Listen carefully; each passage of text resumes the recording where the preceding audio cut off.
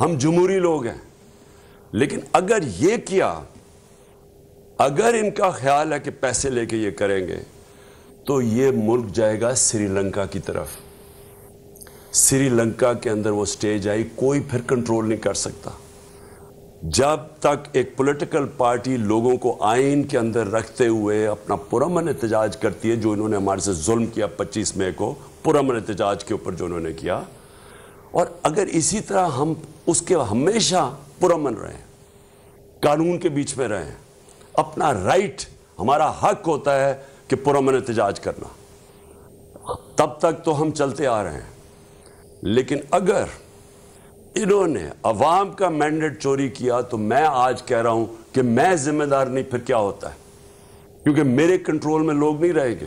یہ جاگی ہوئی قوم ہے، یہ قوم یہ نہ سمجھنا کہ چپ کر کے بیٹھی رہے گی کہ ایک جیسا ڈاکو چوری کے پیسے سے، عوام کے پیسے سے، یہ عوام کے سے پیسہ چوری کیا ہوا ہے، اس سے لوگوں کو خرید کے اور پھر عوام کا مینڈیٹ کرے۔ یہ قوم اس قوم کو